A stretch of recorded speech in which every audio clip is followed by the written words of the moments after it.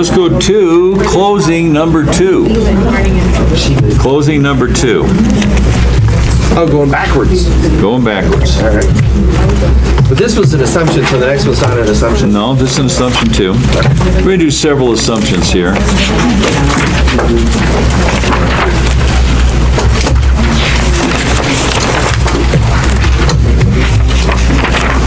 Everybody there? Assumption 2, and let's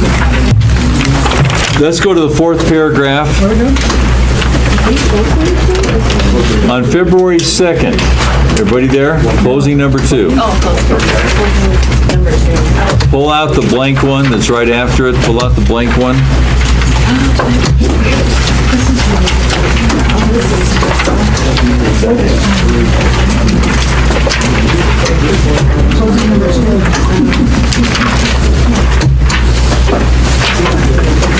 Everybody there? 4th paragraph. Let's start reading here.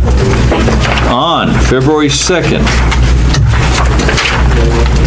the sellers listed their duplex. It's a duplex, 2 homes next to each other, for $275,000 at a 7% commission.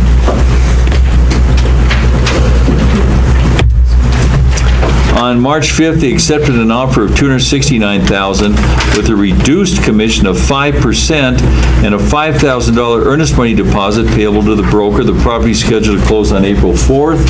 Date of proration, upper left-hand corner, way up there, 4/4. Date of proration, 4/4. Date of proration and date of closing are the same thing. They accept an offer of $269,000 on line 1. On line 1, that's credit. Who? Seller and debit buyer. Credit seller, debit buyer for $269,000. Line 2, we have $5,000 earnest money on line 2, credit buyer, debit broker, and put a squiggly line all the way down to the bottom on line 2. Credit buyer, debit broker, and a squiggly line because nothing else is going to be in that column. 5,000 on line 2.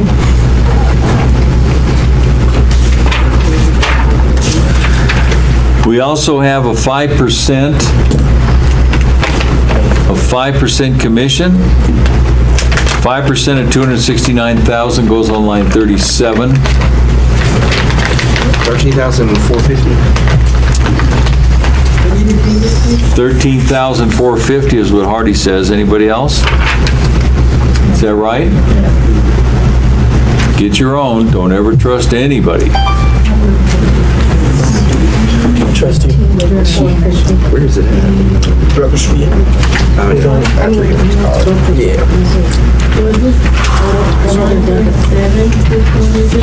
Okay, Oh, yeah, I forgot to write the other half of it. so on line 37, $13,450, debit seller, credit broker. Buyer, then credit broker. Then, that's the end of paragraph 1. There's no rip-off fee. Let's go to paragraph 2. The buyers are taking over the seller's conventional loan in the approximate balance of $249,900. That's approximate. That's approximate. Look at the last paragraph on that page. The last paragraph. The lender's assumption statement reflects a principal balance remaining of $250,000. This is the exact amount. It also says, if you keep reading, it's 9% interest. So on line 3, we're going to note the assumption. This is how much is still owed on line 3. We're going to debit the seller and credit the buyer for $250,000 on line 3. Everybody know why we're crediting the buyer? He's assuming this loan. So we're giving him this money today. He's got to pay it back, but we're giving it to him today. And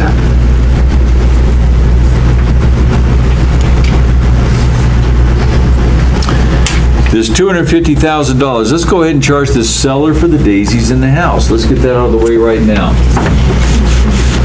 We're going to charge the seller for the days he's in the house. This is the only interest that's paid on an assumptive loan, is the days the seller's in the house.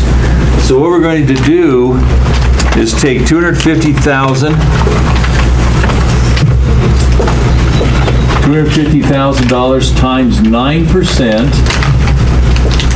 And what's that come to? 22,500. 22,500. What do we do with this figure? That's the interest for a year. This is the only time we divide it by 12, is on the interest on a loan being assumed. What does that come to?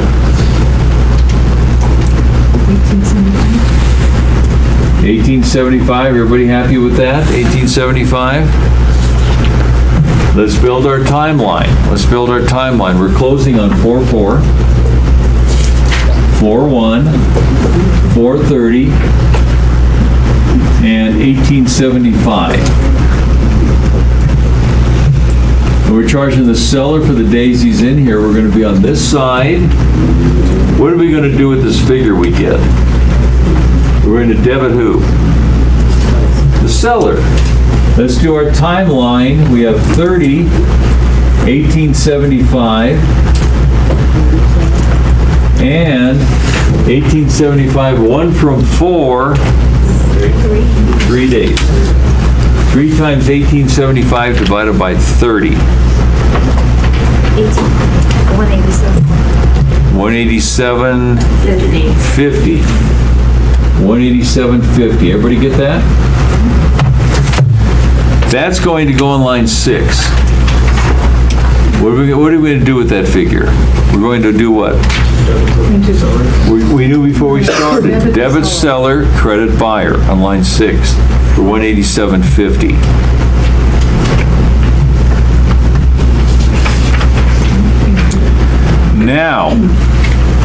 Now, it says the property taxes in the amount of $28.25 have not been paid for the previous year.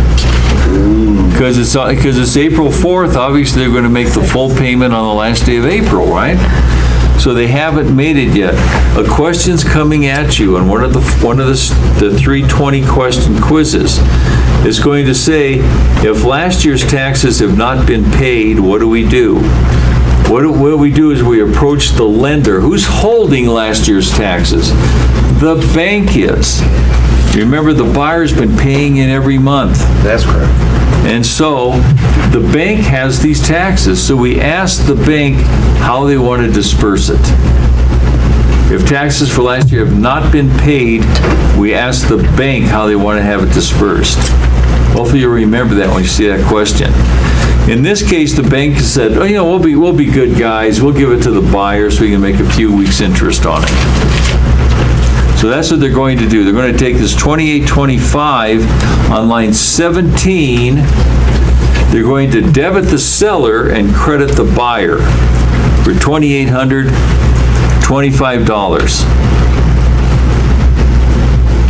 On line 17, debit seller, credit buyer, $2,825. On line 17.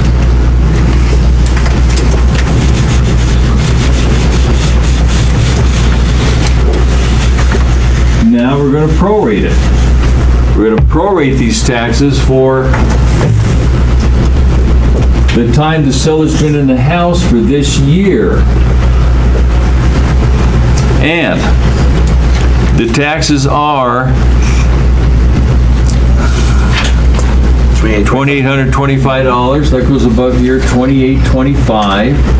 There's our timeline. Our taxes paid in advance or arrears in Colorado. We're going to be on this side. What are we going to do with the figure we get? Debit who? The seller. Because this tells us what we're doing to the seller. We're going to debit the seller, then conversely credit the buyer. Let's draw our platform. Is this for a month, a week, a year?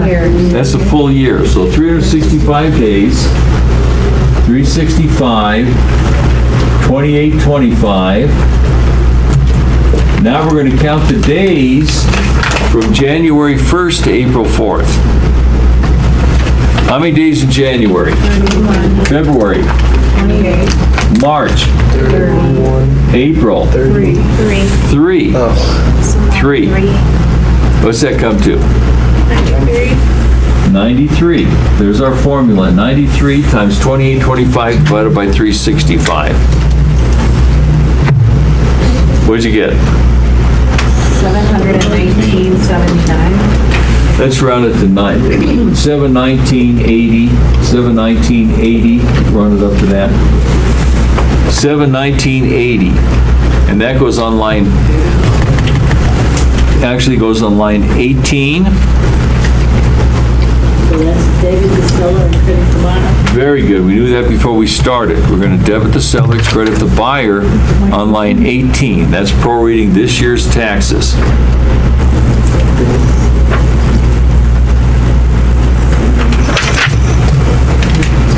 Then it says, continuing, it says the buyer will assume the seller's present hazard insurance that was last paid on March 10th of this year in the amount of $804.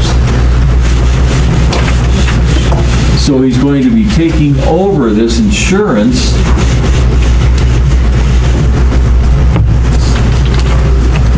$804, and we're assuming it started on March 10th. What's going to be the last day over here if it's a one-year policy? December 31st. No, it's a one-year. Oh. It's a one-year policy. 3/9. Oh, 3/9 or 3/10? It's going to be 3/9. That's the last day of coverage, isn't it? If it was 3/10, it'd be a 366-day policy, wouldn't it? So this is 3/9, and it was paid in advance by the seller. So we're going to credit the seller for whatever we come up with and debit the buyer. And this is good practice. We're going to cover it from April 4th all the way through till September, or excuse me, to March of next year. So let's do this. How many days in April? 30. So 4 from 30, 26. 26. Do we add a day? Yes. Yes, we do. 27 days. 27 days in April. Let me back up. We do add a day because the buyer owns the day of closing and we're on the right-hand side. So we add an extra day for March. 27 days in March. April. How many days? Or excuse me, for That April. was April, right? May, 31, June, July, 31, August, 31, September, 30, October, 31, November, 30, December, 31, January, 31, February, 28, and March, 31. 9. 9. That's okay. Add those babies up. can I just ask, how do you get the dates on those? Like 310, 4. How do I get the dates? He told us they made the policy on 310. Okay? It's a one-year policy. That's how we know. So that's, and so we build our timeline accordingly. And what'd you get? 340? Let's build this up here. That's for 365 days. 804 times, and 340 is what you got here, guys? 340 times 804 divided by 365. And that comes to 748.93. 748.93. Let's put that on line 22. 748.93, is that what you got, Yep. Marty? 748.93. 748.93. And again, we're going to put that on line 22. 22. We're going to credit the seller, debit the buyer. We knew that before we started. What number say 740? Yeah, 748.93. Okay. Credit the seller. Credit the seller. Yes, credit, remember, this tells what we're doing to the seller, and then conversely, the same thing to the buyer, but we do the seller first. Okay, Yeah. just so I understand, the 4/4 is that's the closing date, but then what is 3/9 on the far right side?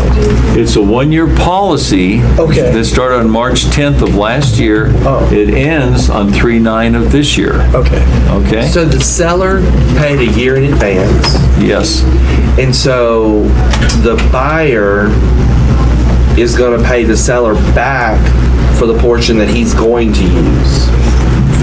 what's going to happen is this. We have to give this money back to the seller, don't we? Because he paid for the whole year. Yeah. And so we're going to credit him by giving him his money back.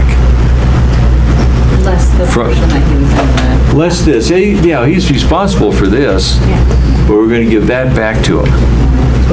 That's what we just did. I didn't know you could assume, and well, you're assuming the house on here too, so. Well, you can assume insurance policy, pretty rare, but there might be a nice policy I want to assume. You know, you have to qualify for house insurance. You don't just automatically get it. Then it says, One guy paid the entire year, and then this is a duplex. Let's read this next paragraph here. It says, Unit 1 is rented, so there's renters in one half. From January 1st to December 31st, the rent of $1,800 is payable in advance, and the seller has collected as security deposit $850 and the last month's rent of $1,800. So he gave the first month's rent, last month's rent, and a security deposit.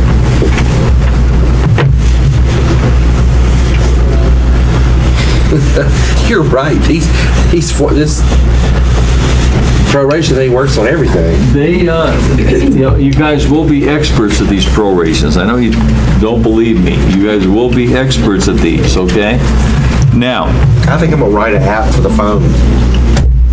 hey, you betcha. How about, so what are we doing now? We have the rental, $1,800. And of course, it's just for this month, so 4/1 and 4/30. Now, what happened is that the seller collected the whole month's rent, didn't he? How much can he keep? 3 days. He has to give the rest back, doesn't he? So this is the one time that this becomes a debit to the seller. This is the only time it becomes a debit to the seller, because we got to give this money, take this money away from him, don't we? And give it to the buyer. So let's do our timeline. We have 30 days, $1,800.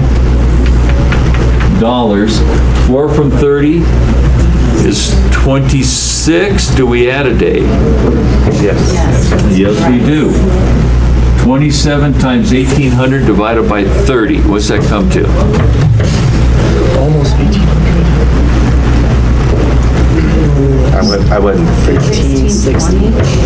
What'd you get? 1,560, I heard. Is that right? 1620. 1,620? Don't do anything with that yet.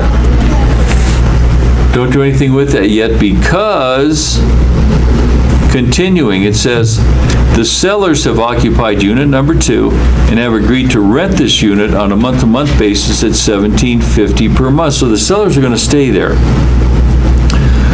Rent is due in advance on the first day of each month. Please collect the balance of the April rent and a $1,500 security deposit at closing. So, the sellers are going to stay in the house, and it's $1,750 a month. All of the days are the same. They don't have to pay for the first 3 days because they own the place, but they do have to pay from the 4th to the 30th. So really, all we have to do is take this $1,750, and the days are all the same. 27 times $1,750 divided by 30.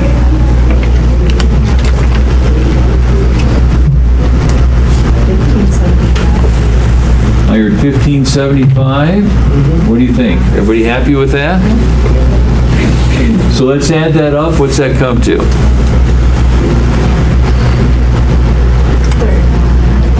$3,195.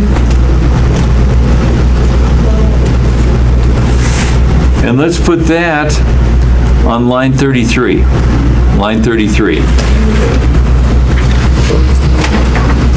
And that's going to be what? 3195 debit seller credit buyer. Debit seller credit buyer for 3195.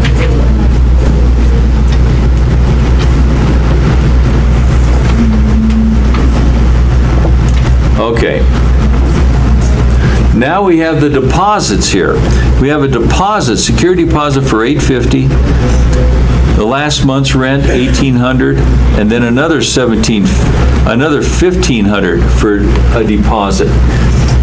We can put all those in the same escrow account because there's less than 7 units. We'll talk about that later. We can add all these together. Let's add all those up.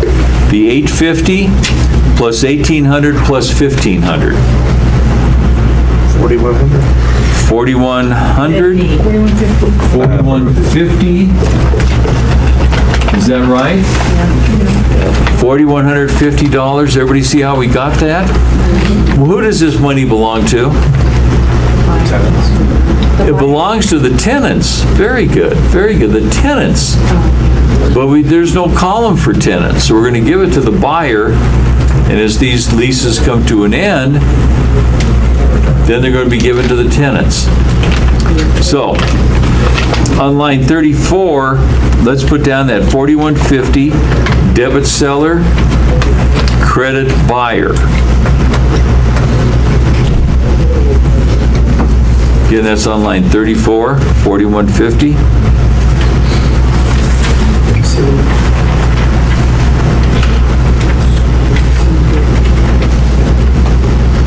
Okay. That's a one-time fee, is the 4,100, because that's the rent for the first month plus the security deposits. No, that's not well, that's the last, that's first month's rent, last month's rent. First month's rent's gone. This is the last month's rent in that unit, plus their security deposit, plus the sellers are given a deposit also. Yes, Steph? Credit the seller again, right? We're going to debit the seller, credit the buyer for that amount, for the 4,150 on line 34. Jim, Yeah, what is the 4,150 total from 850? 4,150, yeah, go ahead. Yeah, what was that third figure? Well, read them awfully, Lonnie. 850, 1,800? Okay, let's read them again. We have 850, 1,800, and then 1,500 also. Oh, See the last line there? put a subtraction. Yeah, the 1,500, 1,500. Everybody cool with that? Everybody can see where we got it? I don't really see how that goes to the seller, or how that goes to the buyer, because isn't that being paid from the buyer? They're paying the security deposit. This is money that belongs to the tenants, but there's no column for tenants, so we're going to give it to the buyer, and as these leases end, the buyer's responsible for giving that money back to the tenants. But we got to give it to the buyer for now, and he puts that money into an escrow account and just leaves it there. He can't spend it. It's not his money. He's got to keep it there. Then when the leases end, he gives it back. Then, we got the recording fees. Recording the warranty deed on line 11. Debit buyer $6, credit broker $6 on line 11.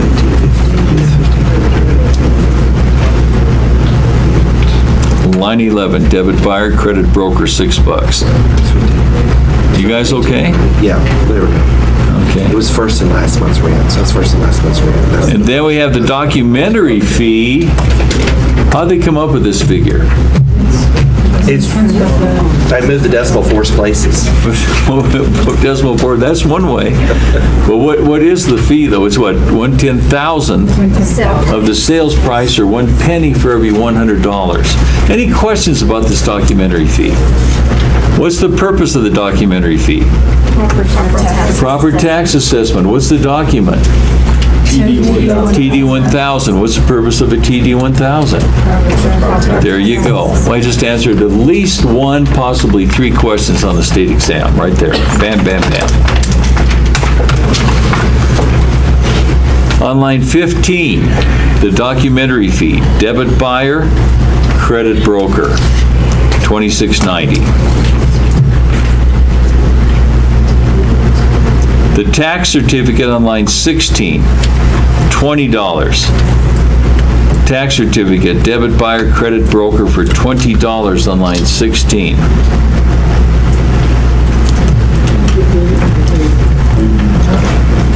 That's for the tax certificate, line 16, $20. Debit buyer, credit broker. Then we have the seller's attorney's fees on line 8. Scratch out that stuff about an abstract, put down seller's attorney's fees on line 8. Debit seller, credit broker for $250. Credit broker? Right. Buyer's attorney's fees, same thing on line 9, except we debit the buyer credit broker on line 9 for the attorney's fees.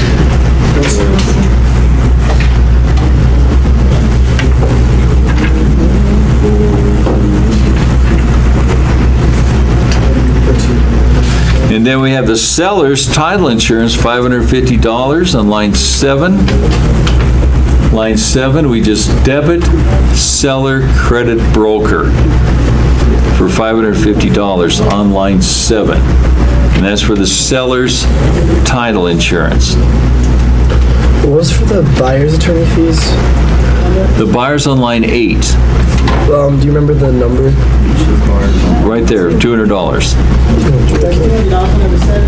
$200. What's that? Number 7. No, correct. I can't hear you. $200. $200 for the, look at that, guys, $200 for the buyer's attorney's fees, and we have the seller's attorney's fees at $250. With the seller's on line 8, the buyer's on line 9. Then we have the notary fee on the warranty deed. We have the seller's title policy, that goes on line 7. Debit seller credit broker for $550.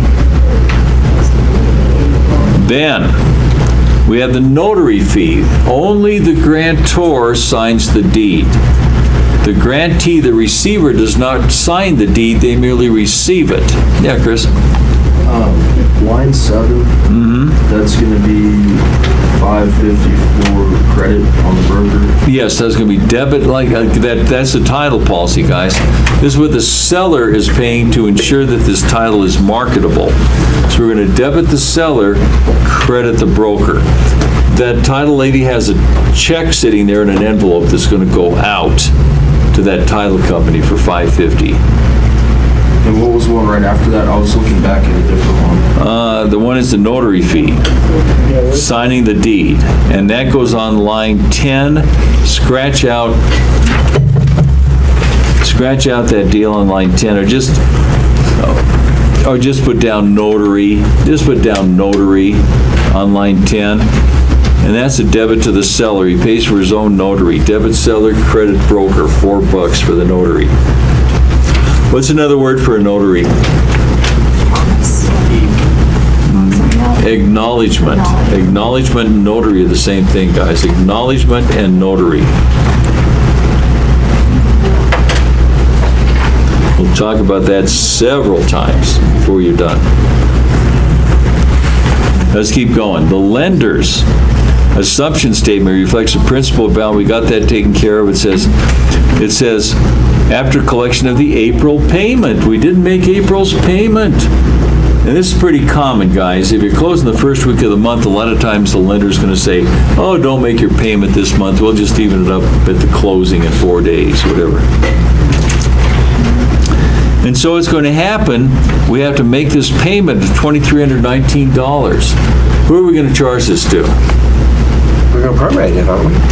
Are we going to prorate it? What do you think, guys? This is April 1st payment. Who thinks we charge the seller? Who thinks we charge the buyer? Come on, a little participation here, guys. I'm waiting for you to say both. I'd say no. For both? Let me ask you something. What month did that April 1st payment cover? The previous month. The previous month, because interest is paid in arrears. In arrears. And so, that monthly payment is a debit to the seller. The buyer wasn't even around in March, right? And so, on line 36, we're going to debit the seller and credit the broker for the $2,319.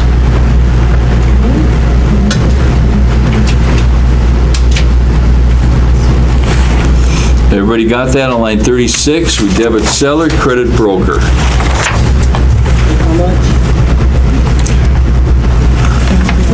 $2,319. Let's go to the next page. Top of the next page. What do you do with that monthly payment up there on top? Just cross that sucker out.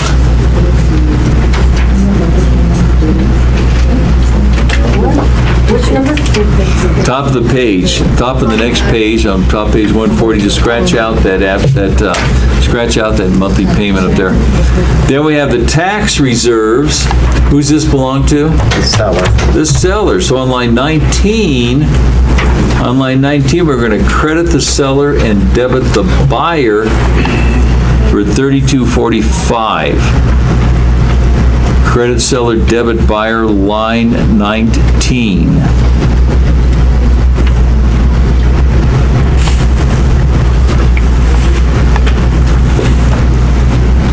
Then we have the insurance reserve. Same thing on line 24, belongs to the seller. Credit seller, debit buyer for $134 on line 24.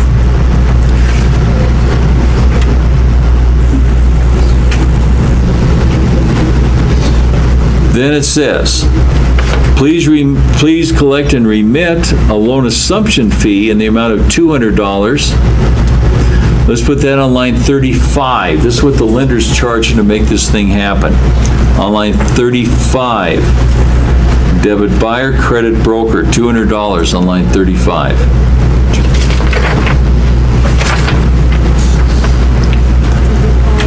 Then we have a credit report. Whose advantage is it to get a credit report? The buyer. Who are we going to charge? The buyer. $100 on line 30.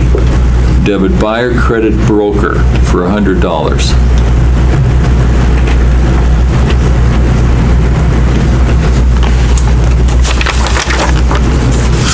Okay. Let's do this. Let's take a 5-minute break. Half a cigarette, okay? See you in 5 minutes. It's the 25th. How many days is it? Okay, gang. Yes, sir. Yep. Guys, hey. Let's hold up. What's that? Come on, guys. What's that? Are there any apps that you have found to do like closings for you? The apps do the closings for you? Yeah. Dream on. No. Don't worry about apps. Guys, you're not going to have apps when you're in the state exam, okay? You're going to get this down. I told you you're going to walk out of here to have lunch today and you're going to say, what the heck just hit me? Okay? You're going to get this. You're not supposed to be getting this yet. I'll tell you when you're supposed to be getting it. You're not anywhere near getting it yet. You have a long way to go. You know, you're all panicking with the apps. We're going to get the apps to get over there. Don't worry about the apps. You're going to get this down, I'm gonna write okay? an app to make money. What's that? I'm gonna write an app to make money for that closing person. That's pretty good. Okay. Jim, Yeah.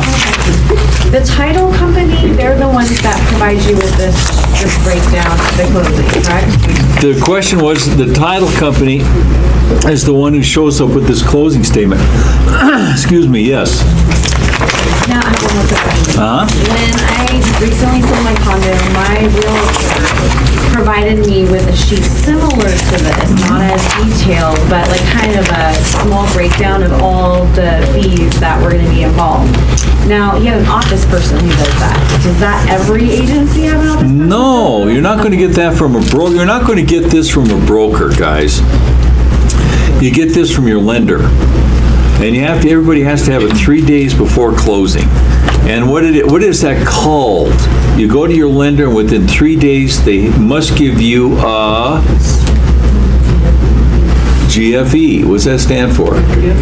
Good Faith Estimate. And also a TILA report, Truth in Lending Report. That doesn't come from the broker, that comes from the lender. Remember, we're guessing what the payoffs are? Well, now we know exactly what the payoffs are. When we get those statements 3 days before closing, so we can look them over. And that's how that works. And we'll talk about that over and over again, as we're talking to it. Now, if the broker gave it to you, he got it from the lender. He didn't do it. He didn't know. He doesn't know how to do this. He doesn't have access to this information. The title company does.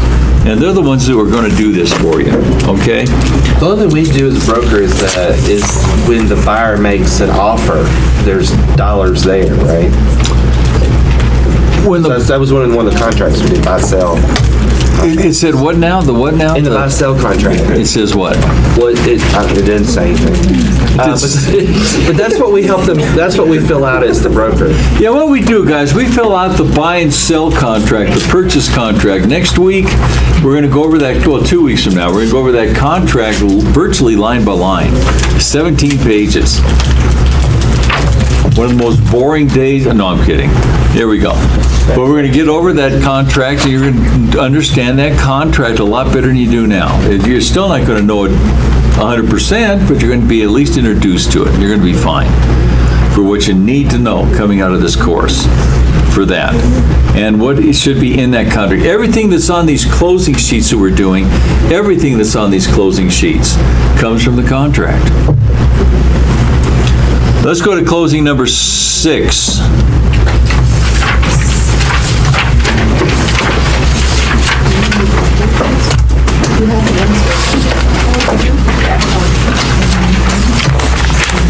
In fact, instead of that, let's go after closing number 7, let's go to practice closing B, boy.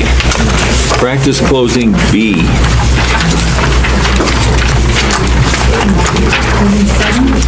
Yeah, so practice closing B, boy.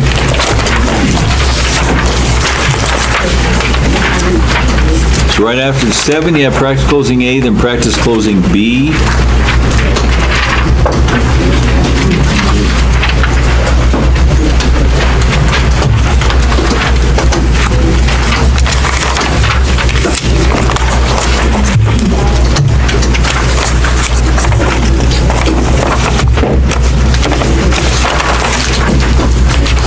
Everybody finding it okay?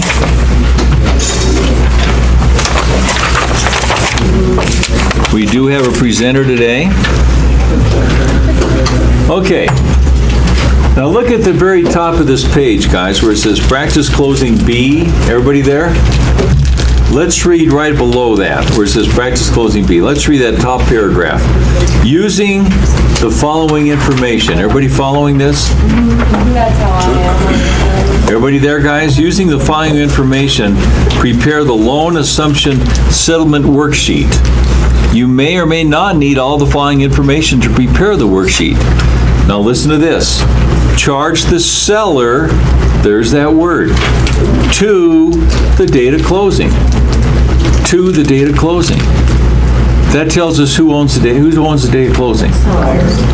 The buyer owns the day of closing. He's responsible for it.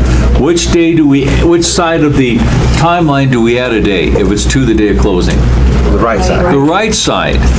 If it's through the day of closing, who owns the day of closing? Seller. The seller. And which side do we add one on? The left side. That's the most confusing part about this, guys, and you're getting it. You're getting it. We're going to talk about that many, many more times. Let's look down below that dotted line, 4th paragraph. Let's go. On March 20th, non-resident seller, what does that tell us? We got the rip-off fee, right? The 2%. Listed their vacant single-family rental property for $176,000 on May 21st. They accept an offer of $174,500, $5,000 earnest money deposit. Payable to real estate company. We're scheduled to close on July 9th. Upper left-hand corner. Date of proration, 7/9. Not July 9th, 7/9. 7/9. And then, on line 1, we have the sales price, $174,500. That's a credit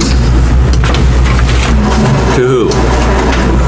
credit to the seller, debit to the buyer for $174,500 on line 1. Any of these you don't know why we're debiting or crediting, let's talk about it. Everybody understand why that's a credit to the seller and a debit to the buyer? Because the buyer's getting that money, and the seller's getting that money. Exactly, because the seller's selling it, it's his house, he's getting the money, and where's he getting it from? The buyer, yeah. Then line 2, $5,000 earnest money on line 2, credit, buyer, debit, broker, then a squiggly line all the way down to the bottom, underneath that debit to the broker. Credit seller, debit broker, $5,000 line 2. How we doing? Now, we have the rip-off fee. Out-of-state seller, 2% of the sales price on line 20. 2% of $174,500. On line 20.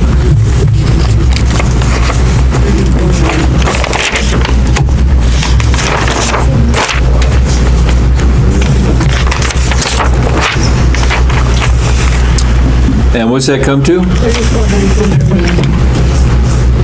$34.90 on line 20. Debit seller, credit broker for $34.90.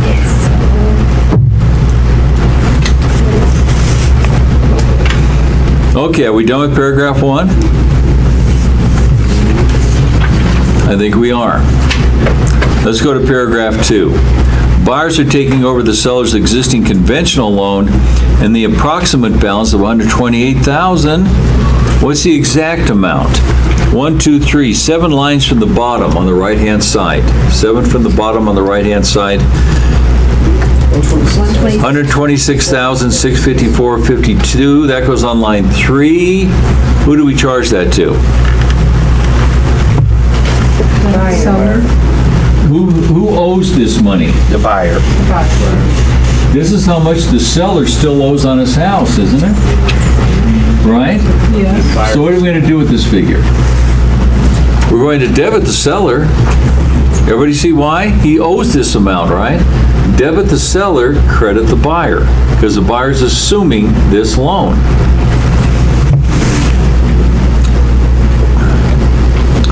And that again goes on line 4, okay?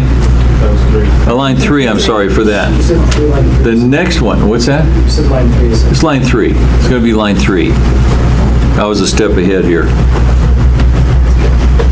Okay, now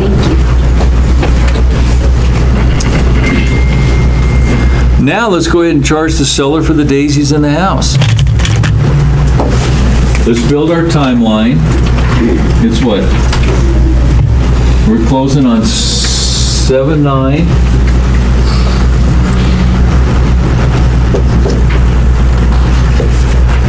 We're charging the seller for the daisies in the house. And let's get the amount. First of all, the loan amount on this that's actually owed is $126,654.52. And the interest rate, 6.75%.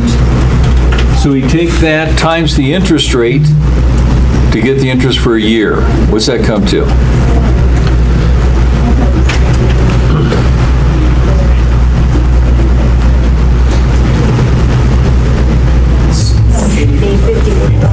One more time.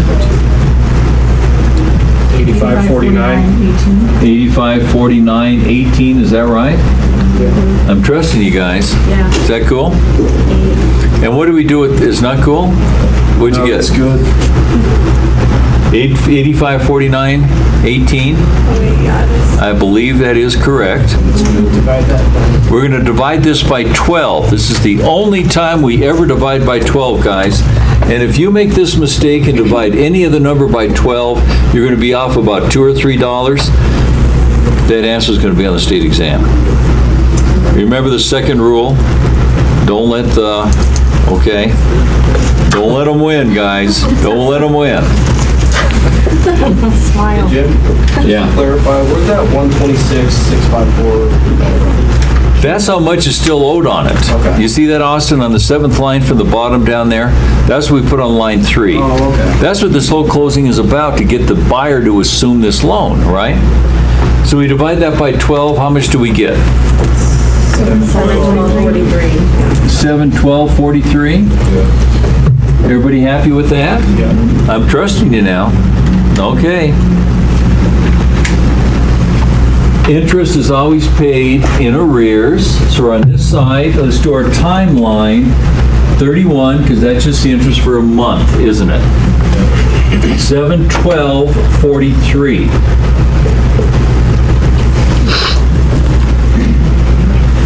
One from 9, 8. 8 times 7/12/43 divided by 31. One more time. 183.35. 85. 183. Okay, 183.85. Is that right? Everybody happy with that? And that is correct. Let's put that on line 6. We're going to debit who? Seller, and credit the buyer. On line 6.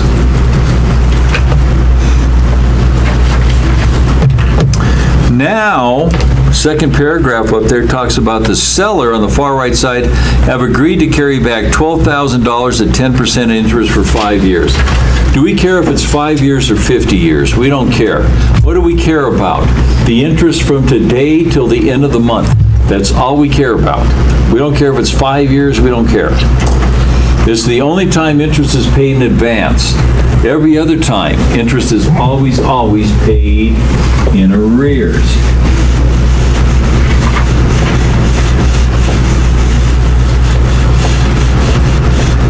So, we got $12,000 at 10% interest.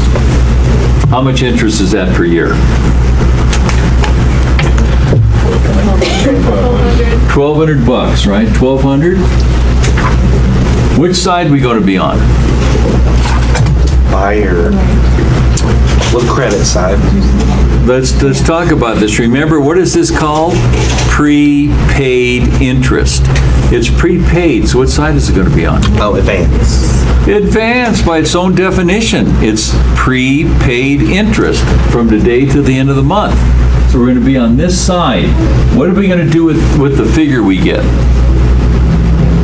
Credit seller, and then debit buyer. So let's do our timeline. I'm gonna let you guys do this yourself. You're on your own. Figure it out. Figure it out. We're going from here to there. Prepaid interest for the month of closing. Do this together. Who got a start on it? Question we're trying to find. Can you clarify? Well, yeah, what are we trying to find? We're trying to find the prepaid interest from today till the end of the month. Is this amount per month or per year? It's per year. Yeah, Chris? 464.52. 464.52. Is that right? Let's see. Is this interest, again, is for a year, so what goes down here on the bottom? 365. 365, because it's for a full year. Then we have 1,200 divided by 9 from 31 It's 22. plus, what's Don't we that? add the day because it's on the right? Yes, we do. 9 from 31 is 22, plus 1 is 23. So it's a 75, 60 times 12. What now? Okay, so if you're paying So advance, you this add is, day. this again, we're charging the interest from today till the end of the month. And I heard 75.62. Everybody happy with that? That is correct, guys. That is correct. This is the interest on the new loan. This is the second mortgage, it's the new loan. We have the assumption on the first That's the old loan. Now we have the interest on the new loan on line 29. What are we going to do with that? 3562. We're going to credit seller, debit buyer. Line 29. Yeah, Austin. I'm kind of writing formulas for myself. What's that last date represent? The 7/31, is that just the end of the month? That's the end of the month, exactly. What does this date over here represent is the question. It represents the last day of the proration. This tells us how many total days we have. This tells us the number of days we're prorating. Okay, let's go a few more minutes and we'll call it a morning. Then, so I think then it says on that second paragraph again, buyers to provide a mortgage title insurance policy to the seller for a cost of $65 on line 7. We're going to debit the buyer and credit the broker for $65 on line 7. Debit buyer, credit broker, $65. Is that atypical? This isn't usually the seller, right? This is a lender's policy. What's another word for the lender? Mortgage E, the mortgage E's policy. We'll talk about this in greater detail, not now, but later on.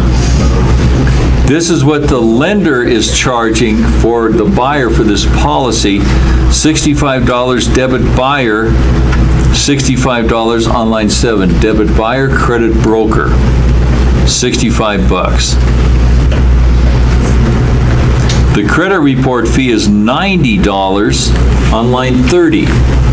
Credit report on line 30. Whose advantage? Buyer. Buyer, so debit buyer, credit broker. That's for the credit report on line 30.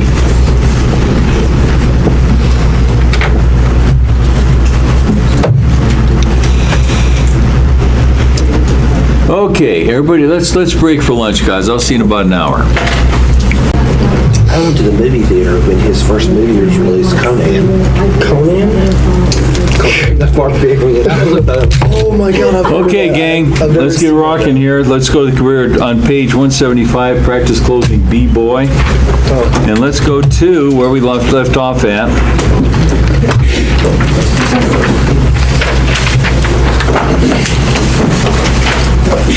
We have the taxes for the current year.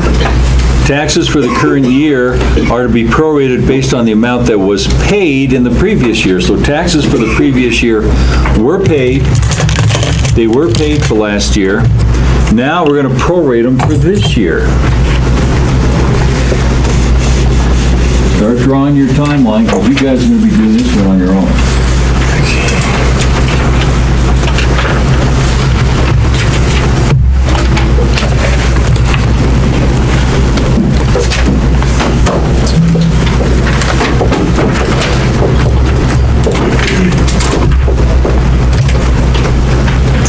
I'm gonna put this on your desk, it is empty. Well, let me have it. Thank you.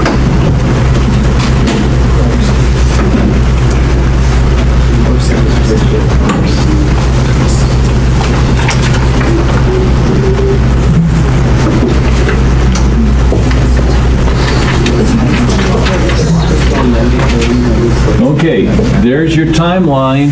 Go for it, guys. You're on your own. 12:30. Can you state the question? We're getting the taxes from the 1st of January till July 9th that we're going to be charging the seller for the days he's in the house. And lay it on me when you get it. And don't worry about being wrong. I'll probably get a bunch of different answers. Only one of them are going to be right. So don't be shy. Let me know what you get.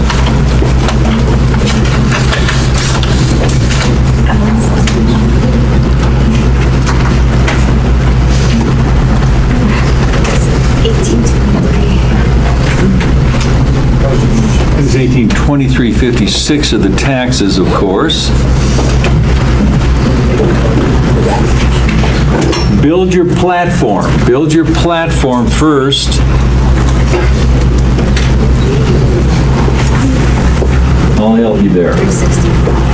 365, and then, So it's 189 times. all you're looking for is this piddly little number right here. And what is that number? 220. It's on the left side there. The number of days. The number of days from January 1st to, 189. pardon me? But don't worry, I don't want to know the number of days, I want to know the final answer. Is it 944.24? 944.24. Or did I do that wrong? Yeah, it's 25 cents. It's what? 25 Okay. cents. It's 25 cents? So Oh, okay, so 944.25. I was like, wait, what? Yeah, your same thing. So you round it up. Okay. yeah, so I rounded up to 5 because it was like 4.99 Yeah, and 6. yeah, just round it up. So I put If you're off a few pennies, you're fine, don't Just sweat not it. dollars, right? If you're off a few dollars, they're gonna have both sides. If you give one day too many, one day too short, they're gonna get you.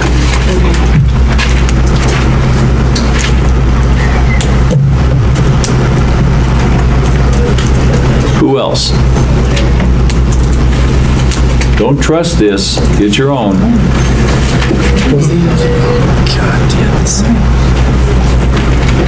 And it's a credit for the buyer?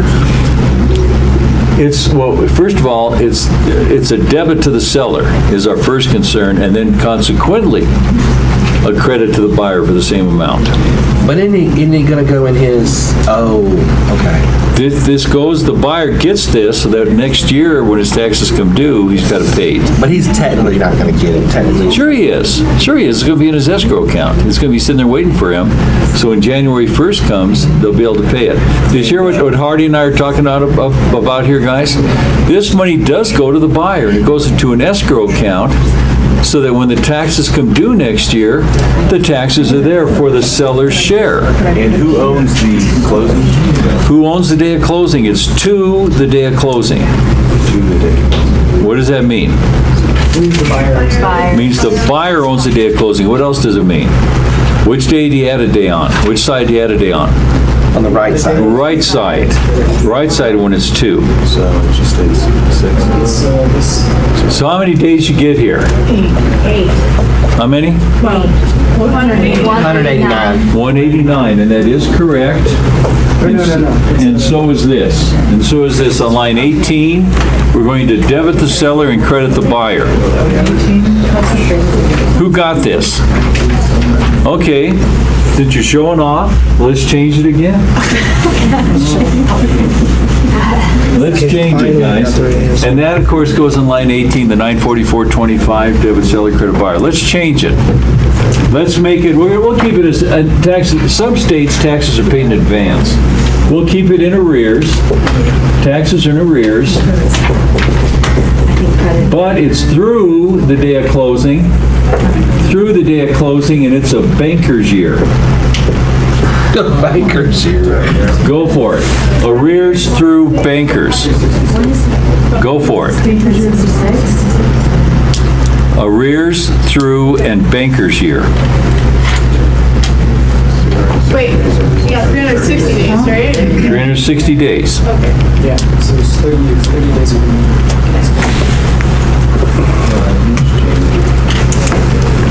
But we're doing the same principal numbers, right? Same numbers for the taxes.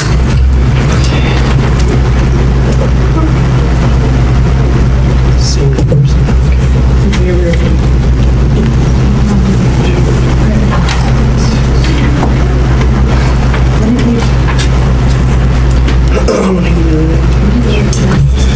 I'll go with 951.64. 951.64. I got 944.25. 944.25. 967.43. That's what I got. 957. 37. Yeah, That's what I got could be. too. And who else? 962.43. Was that Shannon? Yeah, 962.43. 962.43. Who else? I got that. Couple of you got that? 50? 66. I guess 96. Because of bankers, yeah. It's What's that, Josh? 6 days in the year? Oh, shit. Okay, I did not know. So 30 to 959.2, 366. whatever, close enough. 366. I got 947.24. 947? That's good. How many pennies? Bank year 366. 24. 941.67. I don't know, do I have to wait 29? 941. And I'm standing by that one right there. 953.60. I'm willing to defend my answer. 953, how much? How much? 16. It's clearly wrong, but that's what I got. No, don't say that. Say it with pride. I'm Pride. saying it's wrong. What is going on? He's prideful about how wrong he is. That's good. What's that? 952.30. That's another new one. 952.30. Okay. So don't be worried about being wrong, guys. Look at this. 1, 2, 3, 4, 5, 6, 7. There's 9 up here. At least 8 are wrong. At least, maybe all 9. It's not as nine. Wait a minute, maybe I should put a second one up there. Okay, what do you got? Well, I gotta figure it out. That top right one is Anybody else? But you're all contributing now. That's good. You're all over the place, but that's good.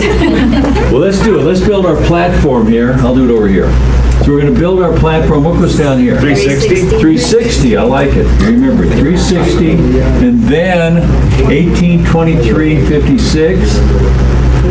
56, and then we count the days. We have what? 189. January, February, March, April, May, June.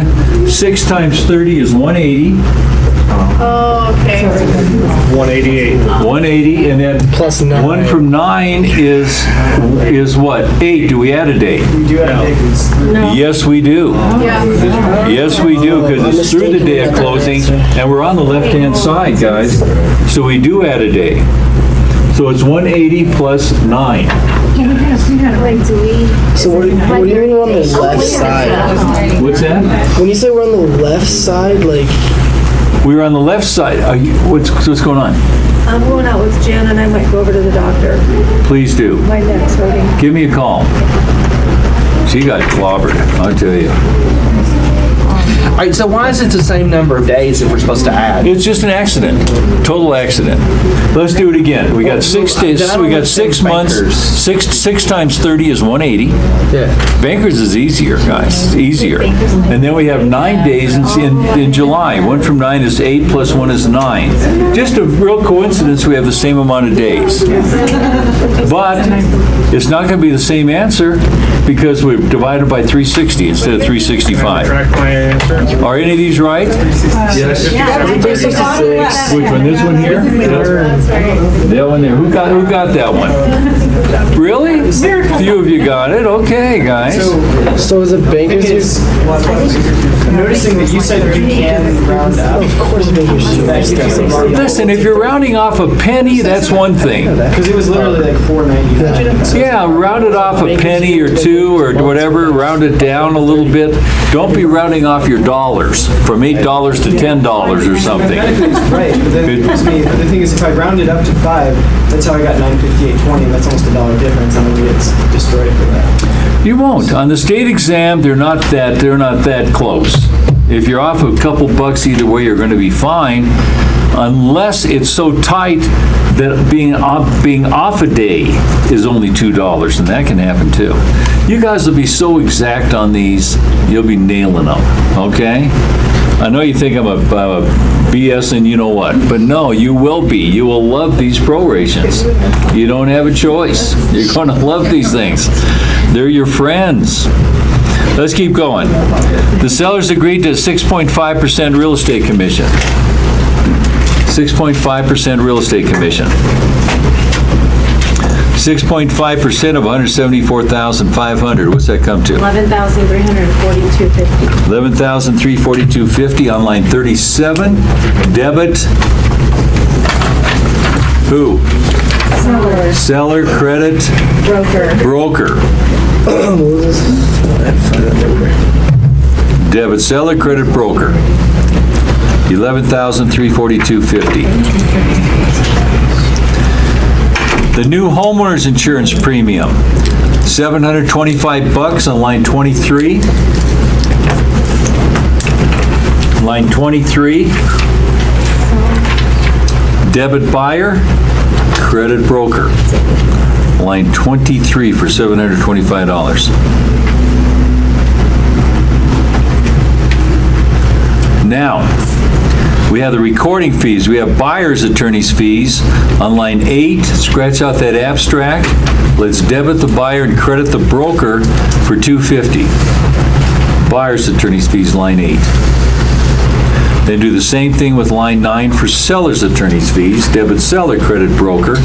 Scratch out that abstract on line 9, 8, and 9 for those two.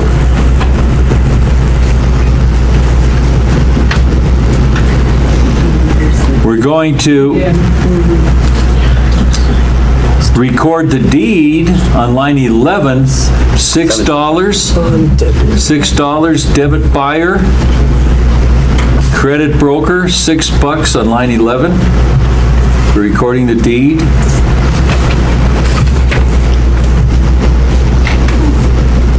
Actually recording the warranty deed. No, that's the deed. The next one's the trust deed, the deed of trust on line 12, $26. Same thing. Debit buyer, credit broker.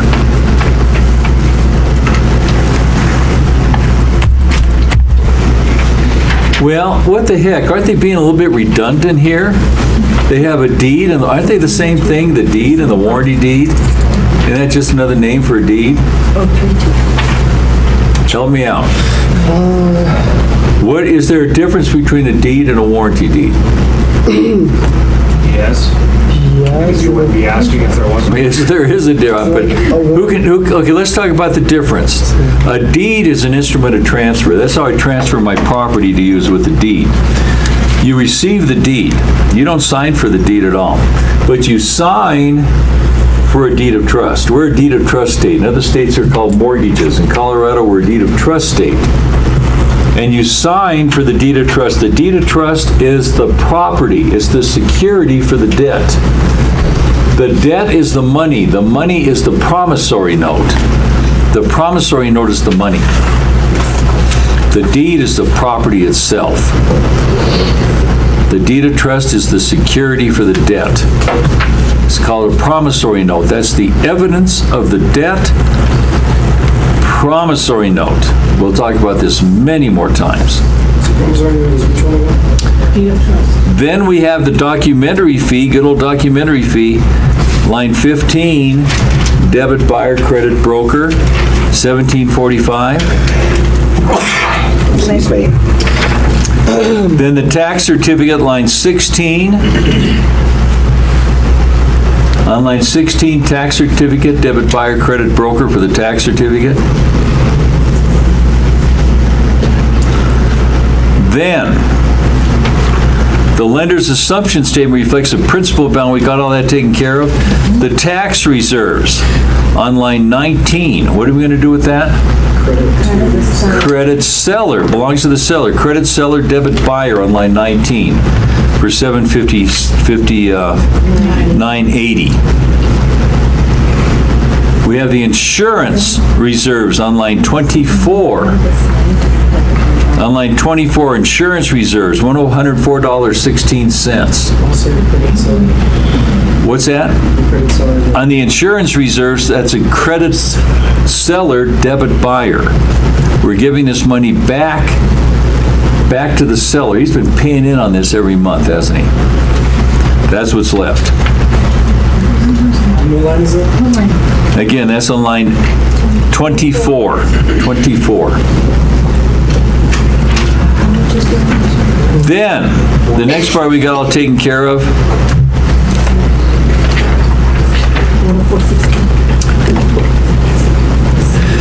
Now, if we look at that last paragraph down there, it says the monthly payment, we don't care.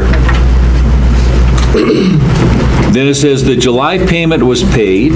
Then the seller's title insurance premium is $885. So on line 7, we're going to debit the seller for $885.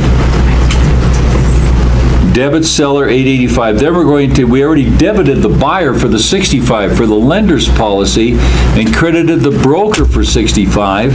Erase that credit to the broker. Erase that credit to the broker and add those two together as a credit to the broker.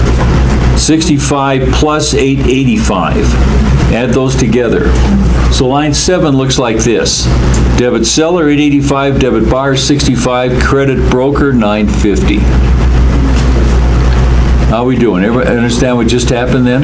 So debit the seller, 885. We're going to debit the seller 885. We already debited the buyer 65. And you're adding the two together. Add the two together, and that's a credit to the broker. That closing lady has a check sitting there for that amount. Okay. It's 885, debit seller. Debit seller, and then we add that together with the 65, and we credit the broker. Okay, gang, let's do this. Let's go to closing number 1. Closing number 1. We're actually going to start on a new loan closing. Everything that we just did is going to change. Just about everything.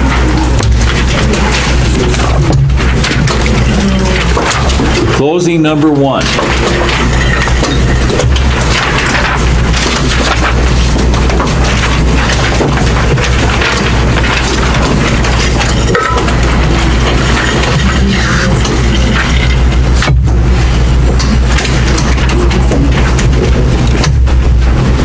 While you guys are looking, let me tell you, write this down, guys. I'm telling you this for a reason. You're going to find out what it is. If we have a metered water bill, water and sewer bills being metered, the way they usually handle it at the closing is they're going to take 150% of the last bill. This is a metered sewer and water account. They're going to take 150% of the last bill from the seller, pay the next bill, and return any difference back to the seller on a metered account. Everybody following that thinking? They'll take the last bill at 150% altogether, pay the next bill, and then return the balance to the seller. I'm telling you that for a reason. We talked about discount points. Let's put this into perspective. I have a, put up here, you can see a $200,000 property. $200,000 property. I'm trying to buy it, and the interest rate is 7%. And I tell the seller, I can't buy your house at 7%. Would you buy the rate down for me? If you buy it down to 6.5%, I'll be able to buy your house. How much does the discount point cost? 1%. 1% of what? The loan. The loan amount, not the sales price. But this is a VA loan, 100% loan, okay? It costs 1% of the loan amount. It decreases the interest rate 1/8%. Let's talk about this one more time. A discount point costs 1% of the loan amount. It drops the interest rate 1/8%. For the state exam. In real life, it'll vary hour by hour, really. But 1/8 is pretty close. So, he's going to start buying down this rate. What is 1 point going to cost him on a $200,000 loan? $2,000, right? So the seller pays $2,000. What's my rate after he does that? Well, it's going to be 6.78. 6 7/8. It dropped it 1/8%. Everybody see that? It costs 1% of the loan amount. It dropped the interest rate 1/8%. Then he pays another $2,000. What's my rate now? 6 6/8. Another 2,000. What's my rate now? 6 5/8. You catching on, guys? It drops at 1/8. And then finally, another 2,000. Now I'm at 6.5, right? Now I can buy the house. The seller paid $8,000. Paid $8,000. How much interest a year am I saving? Dollar-wise. Not much. $1,000? How'd you get $1,000? Well, it's 0.5%. Yeah, I'm saving 0.5%, right? What's 1%? I'm saving $1,000 a year is what I'm saving. Which means after 8 years, this lender's going to be upside down in this. But he paid this before the loan, this was paid before the loan was even made. Discount points are prepaid interest. And what did the lender do with this $8,000 bucks? Did he just throw it in his vault and forget about it? He lent it out again, didn't he? It dropped my interest rate, these 4 points, down 0.5%, 0.5. It also increased the lender's yield by 0.5%. So his return on this loan is not 7% now, it's 7.5%. Just like my loan on this, my loan amount on this is 0.5% less than what the bank was charging. The amount of the discount is the same amount as the yield for the lender. Lenders love discount points. That's how discount points work. I told you this for a reason. See if you remember when you see it. And we'll talk about this several more times. What's that? They're making money, we were just saying, they're making money because they get to send it out again, right? Because they get to loan it out. You bet, yeah. So Yeah. And it could be a home loan, it could be a credit card loan for 21, 22%, who knows? are discount points like recommended at all, or is that just kind of? Are discount points recommended? No, they're not recommended or not recommended. It drops the interest rate, is what it does. It makes a home more affordable. And who can pay discount points? Either party. Either party can. I don't want to get into detail now, but there are some lenders around town where a discount point drops the interest rate 0.25%. I don't want to talk about that right now, okay? I'm just answering the question. So let's do this on closing number 1. Everybody there? Now flip to the next page. Flip to the next page. And we have something we haven't seen before.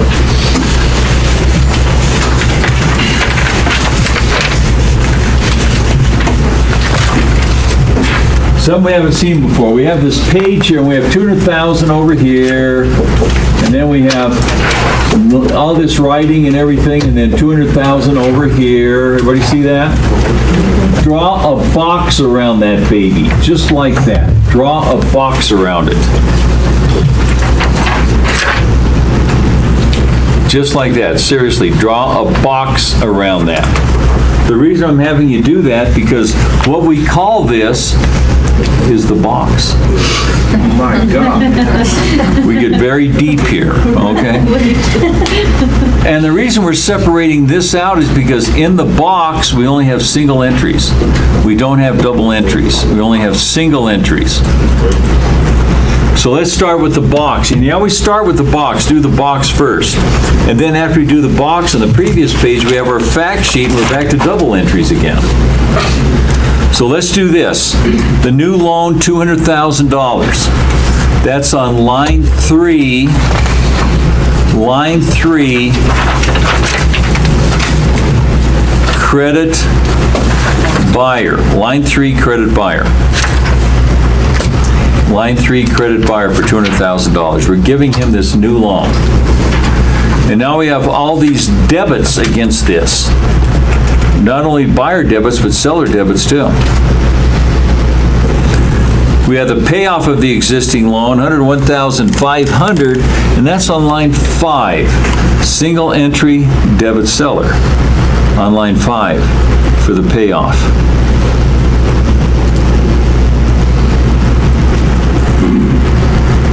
Loan service fee, 1% on line 27. This is the loan origination fee. Loan service fee, whatever they want to call it. On line 27, debit buyer, $2,000.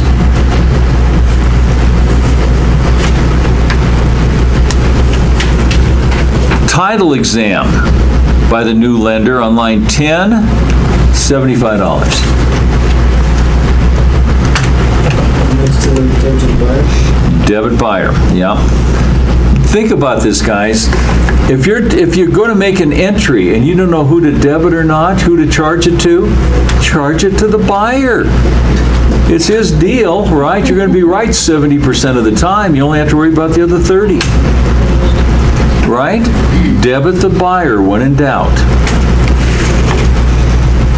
And then we have mortgage. Who the heck's the mortgagee? The lender.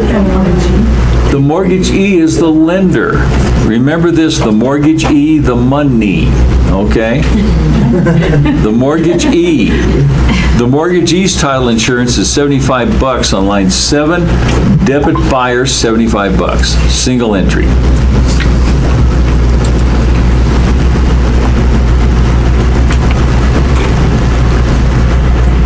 Then we're going to record, or then we're going to have the recording fees, the warranty deed. Is every deed a warranty deed? How many warranty deeds are there? There's between 1 and 3. How many warranty deeds are there? 3. Between 1 and 3. How? 2? Hello? You guys are scaring me now. It's between 1 and 2. 1 and 3. There's 2. There's 2 warranty deeds. What's the definition of a warranty? A promise, a guarantee, a covenant. And there's only 2 deeds that have warranties. Who wants to try it? What are they? Special. A what? No. I heard somebody say it over here. Special warranty deed. A special warranty deed. General. How many promises does a special warranty deed have? Has 2. I did receive a deed, and I've done nothing to damage the deed since I've had it. I only warranted for the time I've had the property. I've only warranted for the time I've had the property. That's a special warranty. That's what builders give out, stuff like that. Special warranty deed. Then we have a general warranty deed with 5 promises. We're not going to go over those right now. We'll go over those when we hit them. We had them pretty heavy in the books, Colorado and the National. It's very important that you guys know about deeds and how to explain deeds to people. And then we have the trust deed. We have the warranty deed on line 11, debit buyer $6, single entry. And then on line 12, we have recording the trust deed. $26 on line 12, debit buyer. You can talk about any of these you want to. On line 13, we have something we haven't seen before called the release. We charge the seller for the release, the S sound. You charge the seller for the release. On line 13, $14, single entry. Documentary fee, $25 on line 15, debit buyer, $25. Do we know how much this home sold for yet? We do now. It was $25 for the doc fee. What the home sell for? $250,000. $250,000. Yeah, that's why they have the doc fee, guys, for proper tax assessment for the real property value of the property. Does that make sense? So if it's $25, it's $250,000. The survey, and then something called an ILC. What the hell's an ILC? Inspection. Oh, improvement of the land. Oh, God.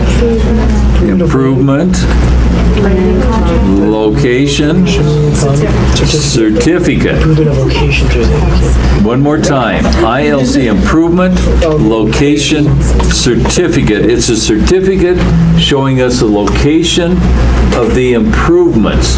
What's the definition of an improvement? Anything man-made. Anything man-made. It looks like the neighbor's fence is encroaching 2 feet over on my side or vice versa. I will order an ILC to see if there's an encroachment. improvement, location, certificate. Guys, you'll be talking about these in real life often with people, and being able to talk intelligently is very important, and you will. You'll know these ILCs pretty well. Another way to remember ILCs, if this will help any, is like Safeway, ILC. Did that help any? Or is that just weird? I don't know. What does it mean? Go by numbers. ILC? There's ILC at Safeway. ILC. That's where the soup is. I don't know. It was too deep for him. It was- I don't know. And also, another way, guys, to remember ILC is John Donne in his poem, "No man is an island, entire in itself. Each man is a piece of the continent, a part of the main. If a grain of sand is washed to the sea, England is the less, as if some crown or promontory were. Each man's death diminishes me, because I'm involved in mankind. Ask not, therefore, for whom the bell tolls. It tolls for thee." Yeah, that's gonna help. So it's another way to remember ILC. You look at public speaker. So that goes on, does that go on line 30? Actually, we're going to add those together, 105 and 90. 105 and 90. Because they're both the same. Yes. Just kind of add them together and put them on line 30. Debit buyer, single entry.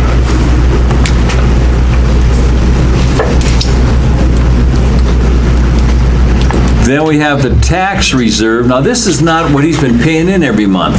This is what the lender's making him put into an escrow account, so if he gets behind on his payments, the taxes will be paid, it won't go to a tax sale. So they set up an escrow account for the taxes. They set up an escrow account for the insurance. They set up an escrow account for the homeowners association. They set up an escrow account for, what's that called? If I don't put down 20% on a conventional loan, they're going to charge me PMI. PMI, private mortgage insurance. Why not an MIP? It's minor in possession. Mortgage insurance premiums for FHA. Yeah. Pretty good though, guys, you got it.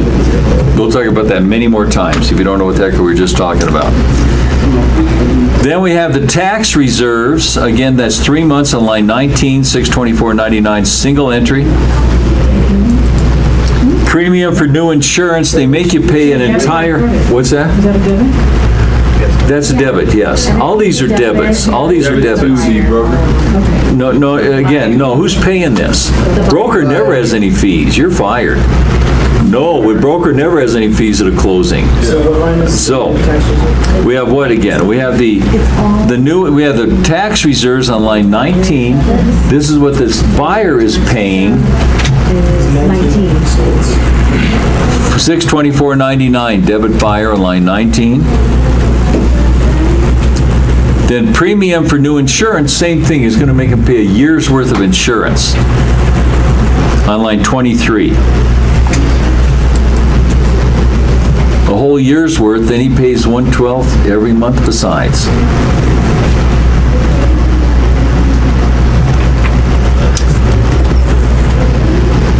Then we have the hazard insurance reserves on line 24, debit buyer, $132.50.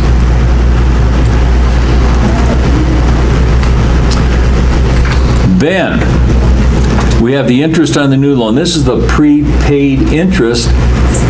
They will never make us fill that out because in reality, there are not 6 columns on a settlement sheet, there's 8. A lender's column. And what would this interest be, this prepaid interest? It would be debit buyer, credit lender. There's no columns for lenders, they just give that to us, and they always will, on a new loan. An assumption, we have to figure it out. And so that's on line 29, 45206, debit buyer, on line 29. Then we have the net loan proceeds. We have the total right down there, $105,920.50. That's what all those added up to. We subtract that from the $200,000, and it gives us something we haven't seen before, called the net loan proceeds. This is, write it in on line 38. Write it in. Net loan proceeds, debit broker. Net loan proceeds, debit broker, single entry. How much? $94,079.45. Debit broker. Again, debit broker for that, single entry. So let's talk about this a little bit. What these net loan proceeds are, don't write it down, are what the seller is walking away with, plus all the credits to the broker, minus what the buyer put down as a deposit and what the buyer's bringing to closing. You don't need to know that. I said, don't write it down. And I told you before you asked me, so don't ask me again. Okay? You don't need to know what the net loan proceeds are. You just need to know what to do with them. They're a single entry debit broker. Okay, let's go to the previous page. That stuff down below there is nothing.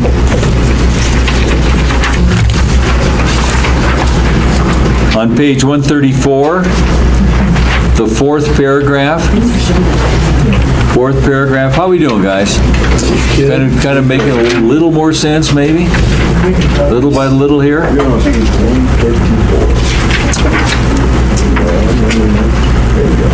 So let's do this. We got the fact sheet, fourth paragraph. On July 1st, non-resident sellers listed their vacation single-family home for $225,000. On July 10th, they accepted an offer of $250,000 with a $10,000 earnest money deposit payable to the real estate company. The closing is scheduled for August 20th. Is that right, or what is it? August 20th, yes. Yep.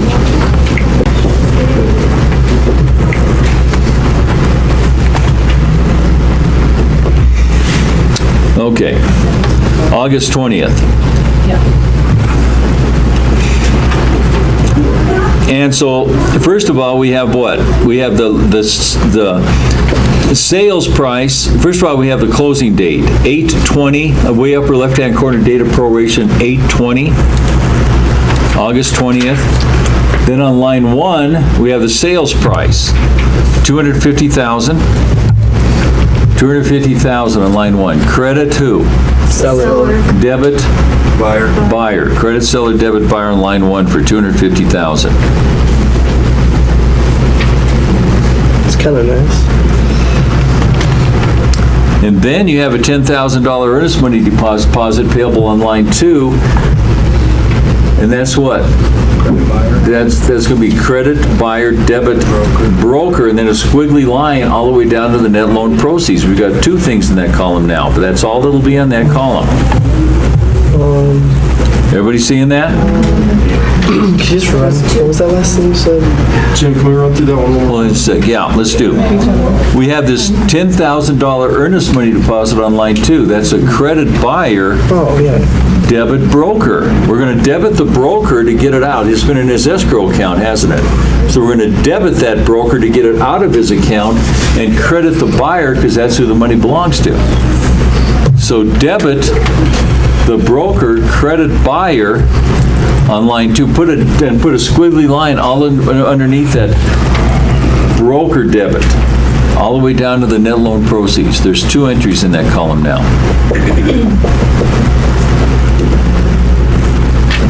Any questions about that? Who's so lost you don't even know what to ask? Okay, I'm trusting you. Yeah, Leilani. So, the first 3 closings we did, there was a credit for every debit. Yes, well, there is now, really, even when we're making single entries. Are we making debits against that first credit? We're just doing them one at a time, right? So for every debit, there really is a credit. Even in the new loan closings, we're just doing them one at a time, as opposed to an assumption where it's definitive, you can see them. So, are we done with paragraph 1? How about the rip-off fee? The out-of-state seller, 2% of $250,000. How much? 5,000. On line 20, debit seller, credit broker. 5,000. 5,000, 2% of 250,000.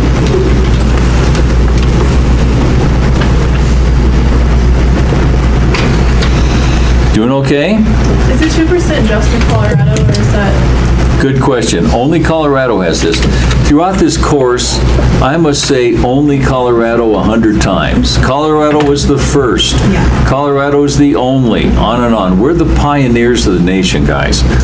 Everybody looks to Colorado to just start things, and we do. It's been that way for over 100 years. We're the first state to have fair housing laws. We're the first state to have approved contracts for real estate. We're the first one to define real estate as legal practice law. I can just keep going on and on and on.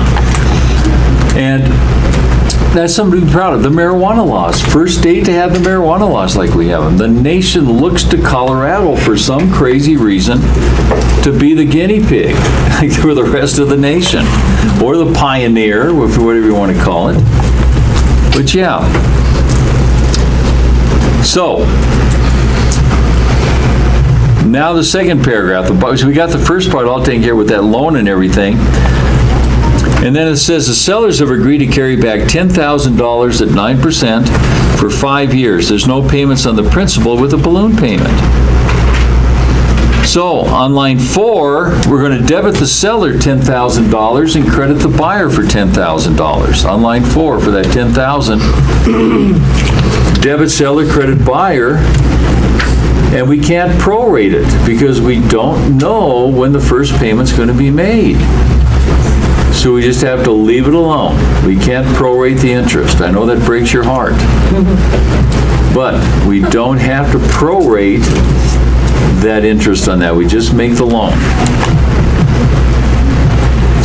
And then it says the buyers paid the lender $350 for an appraisal outside closing, POC. That's on line 31. Now, on the far left-hand side, you just put down $350, and then in parentheses, POC, paid outside closing, POC. What line? Line 31 for the appraisal. Way on the left-hand side, you don't make adjustments, you just put it way on the left-hand side like we do for taxes for last year. And that's usually true at a closing. When are appraisals paid for typically?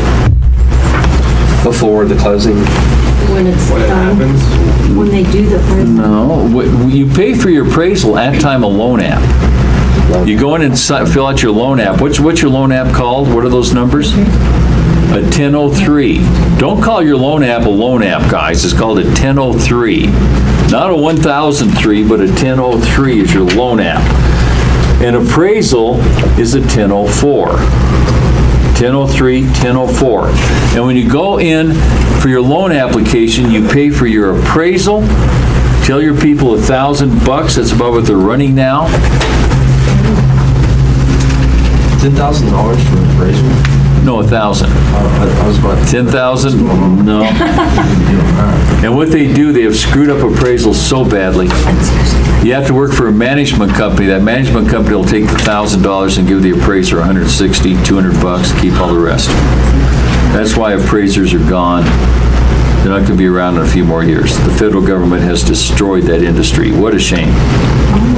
You get people who know nothing about our industry making laws for our industry. That's exactly what happened. Welcome to every industry. Yeah, really, I worked every in the industry. automotive industry for the last 10 years, and lawmakers make laws about shit they know nothing about. No, I bet you can tell some great stories about that. Man, you know. And I tell you what, that's the problem. We have all these politicians in there. These people have never owned their own business, yet they're running our country for us. We got to get rid of these politicians to get some businessmen in there. I'm not saying Trump necessarily, okay? But it'd be great to have businessmen in there who knows what it takes to make a dollar. So many people have been there, never made a dollar outside of the government paycheck their entire life. Now there are senators and congressmen. My blood pressure's going up. I'll get off the subject here. Anyway, So what are they gonna do on FHA loans if there's no pay? we'll see. Nobody knows. They're gonna be gone. Appraisers will be gone. They can't make any money at this price. I know an appraiser, she, 2 or 3 years ago, she got out of the business because she worked a whole year and lost $32,000. So, the next year she worked the whole year and lost $34,000. Said, well, I'm out of this business. Anyway, we shall see what happens. Next one, the buyers had their attorney review the title insurance commitment and closing papers for a fee of $425. Let's put that on line 8. Buyer's attorney fee on line 8. Scratch out that abstract. We're going to debit the buyer $425, credit the broker $425.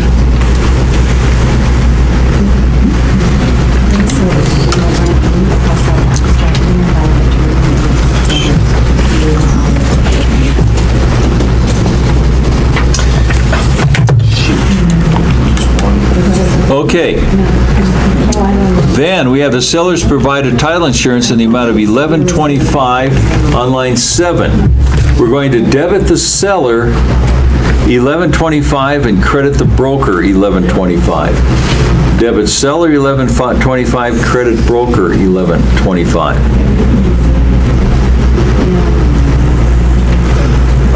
Title insurance premium? Wait, it's on 7? Yep. I What's have the a debit 70? on the broker and the buyer for that. What about that broker? What about that debit to the buyer for $75? Why aren't we adding them together like we have been? Because that $75 was in the box. That's a single entry. Because the single entry, is it because we're not seeing the lender's line and that's why we're not? It could be. Some things in a closing have to be double entries. Okay. Some things may be single entries. Some things like have to be double entries is the purchase price, the commission, the deposit, all the prorations, things like this all have to be double entries, but there's a bunch of things that may be single entries against a debit. Like I said, they say we're still making double entries, but we're making our big credit and then our debits against it one at a time. So why isn't 31 a single entry? 31. Line 31. For what? Oh, it is, why isn't it? Because it was already paid for. Okay. It was paid for the loan application. So on the far side, we just put down that it was just POC, paid outside closing. Let me tell you a story about this POC, guys. I got a call from a student a couple years ago, and he called me up, he said, well, I just passed the state exam. I said, well, fantastic. And he said, yeah, but there was some on the exam we didn't cover in class. You want to see my blood pressure go up, tell me that. There's nothing on that exam you guys don't have in class. That's why I take that exam every year. I just took it last Friday. And what happened, I said, really, what was it? And he said, something called a POC. I said, really? I said, do you have your stuff in front of you? He said, yeah. I said, will you turn to closing number 1 and go to line 31? And he did, and he went, oh shoot, there it is, paid outside closing. I even have notes on it. I said, yeah, so you will have a question or two about POC, paid outside closing. Okay, now where are we? And then we have there's a $150 closing fee for the real estate closing fee. This is what we're going to pay that lady to be there. In this case, we're going to pay her $150, and the buyer and seller are going to split that. That isn't always the case. That's decided in the contract, but typically, the buyer and seller split the cost of having that closing lady there. Is that too cool? We don't even have to pay for her to be there. She does all the work for us. We sit at our closing and smile and hold out our hand. It's wonderful, wonderful. And what we're going to do on that $150 is write it in on line 39. Closing fee, write down closing fee. We're going to debit the seller $75, debit the buyer $75, and credit the broker $150.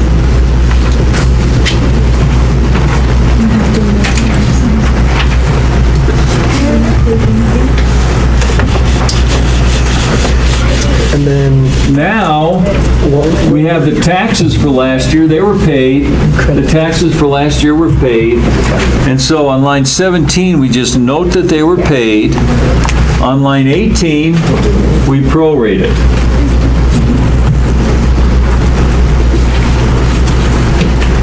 And guess what? You're on your own. Go for it.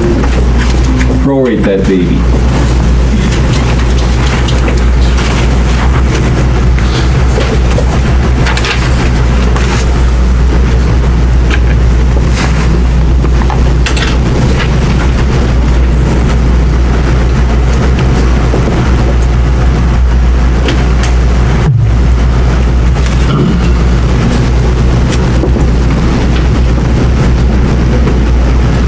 Timeline set up with the right dates. Is this a banker one? No. No. Darn it. No, not a banker. I missed that one, but now I know how to figure it. Yeah.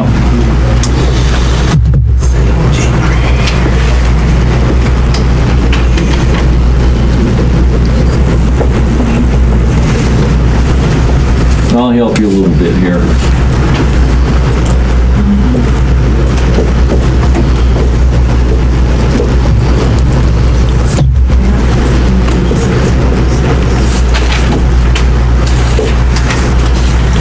We're just looking for that one piddly little number. See, between the timeline and that platform, it turns these into no-brainers, guys. They really do. Once you get them down, they are so easy, and you will get them down. What's that? Is it 232 232 what? day? I don't know. I don't worry about the days. What's your final figure? Oh, my final figure. I want your bottom line. How do you get, What's that? how are you getting 231? Just adding because it's in 19 days in August. Plus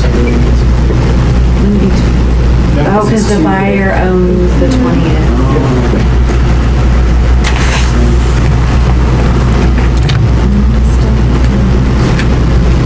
I got a number. 1525. What you got?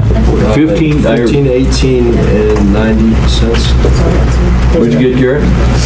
I got 1525 and 48 cents. 15, 25, 48. Who else? What you got, Shannon? I got 15, 18, 19. Did you? Okay, a couple of you got that. Yeah, I got 15, 18. Okay. I just can't tell who owns the closing. Who owns the day of closing? Remember, on all of these that we do in class, it's always a Colorado closing. Who owns the day in Colorado? Buyer. It's always 2, and the buyer owns it. What side do we add a day on?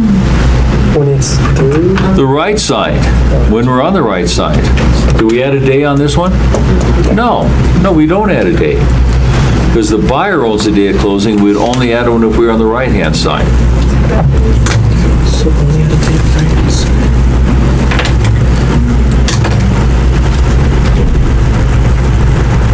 Anybody else? Who needs a minute? Okay.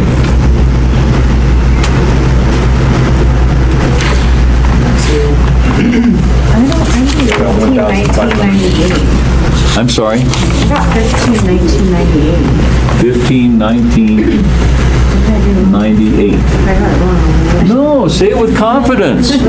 Confidence, you may be right. And he may be wrong. That's a song, I think. Staying by my Okay, so let's count these days, guys, from January to August. How many days in January? 31, February, 28, March, 31, April, 30, May, 31, June, 30, July, 31, August, 19. 19. How many days is that? 231. 231. And yes, who got that? A bunch of you did. Good job, guys. It's starting to happen. Starting to happen. Let's put that on line 18. Line 18, we're going to what? Debit who? Seller. This always tells us we're doing to the seller. Debit, seller, credit. Buyer, because prorations are always between buyer and seller, guys. Line 18. Okay.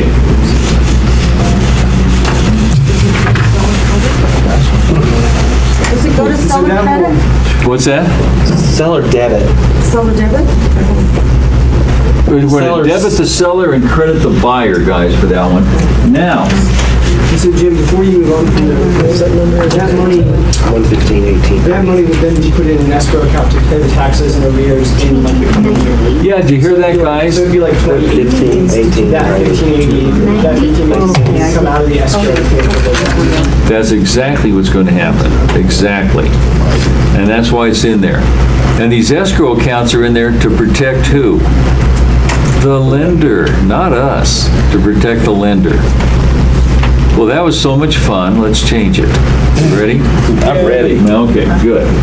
We're going to be in Hawaii, okay? In Hawaii, taxes are paid in advance. So, we're going to change it to advance and through, advance through and statutory. That means bankers. Statutory. Advance through and statutory.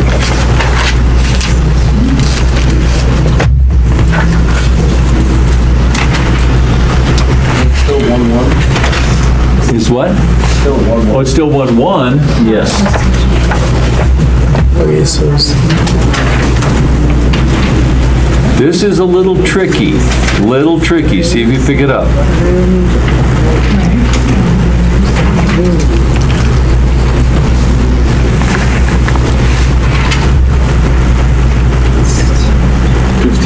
$15.46.67? 1546.67? Yeah. He already paid, so we can August.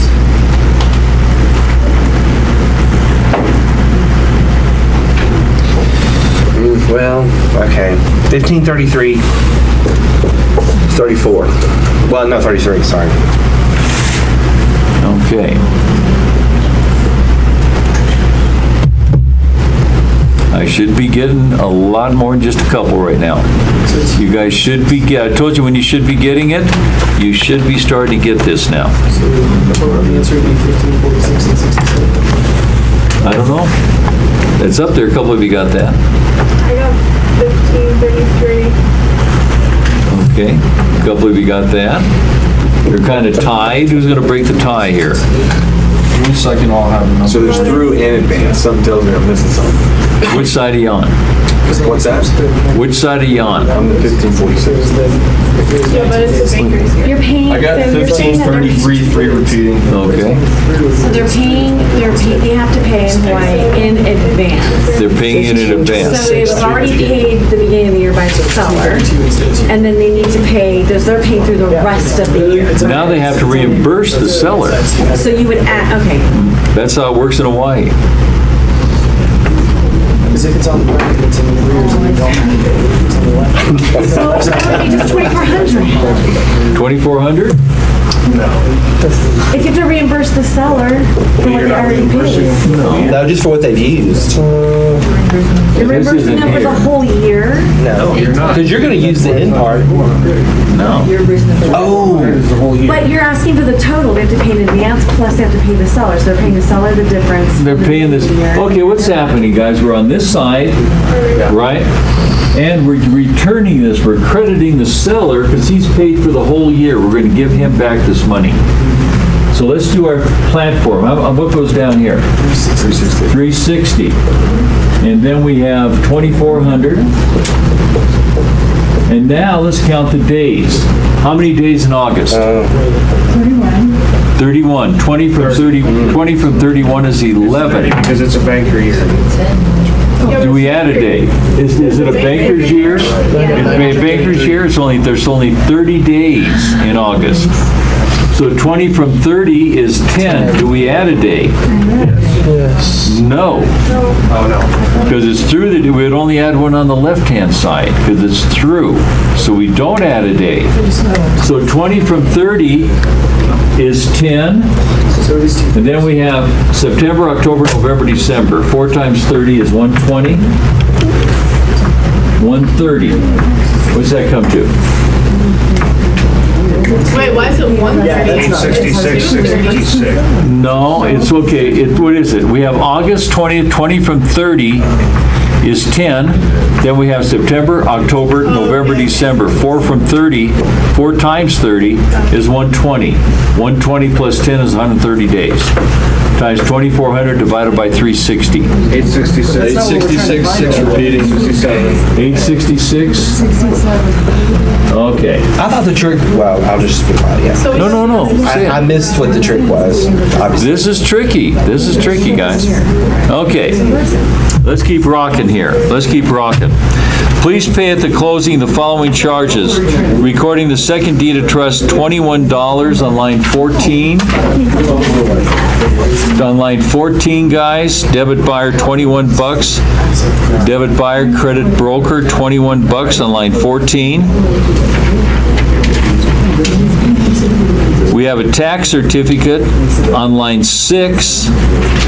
A tax certificate for $15 on line 6. Oh, you mean 16? Oh, on line 16, yes. Can't read my own writing. Okay, on 116, on 16. Now it says the sellers prepaid their sewer and water bill for the third quarter of the year in the amount of $150. This is something we haven't had before. It's for a quarter. It's not for a year, it's not for a month, it's for a quarter.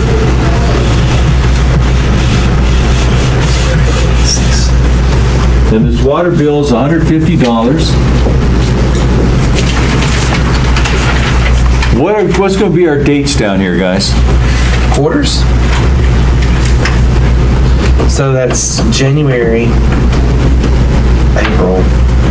What are the quarters? January, February, March, April, May, June, July, August, September. So what are our dates up here? 9:30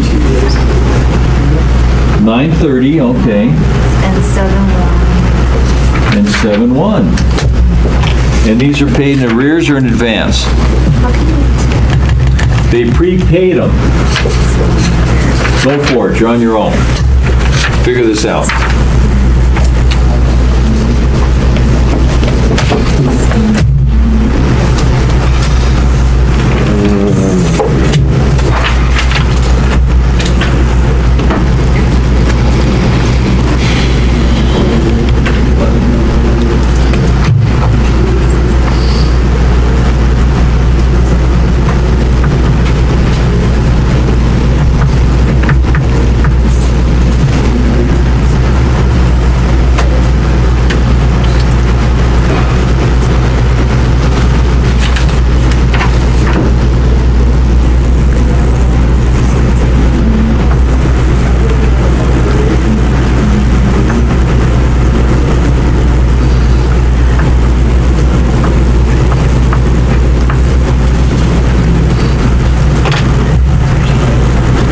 Lay it on me. 66.85.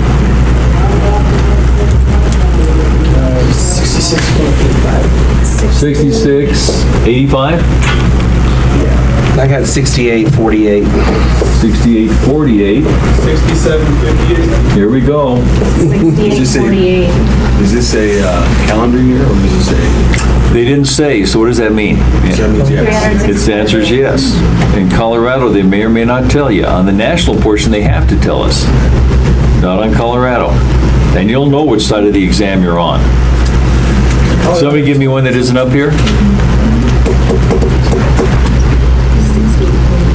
68.48. A couple of you got that.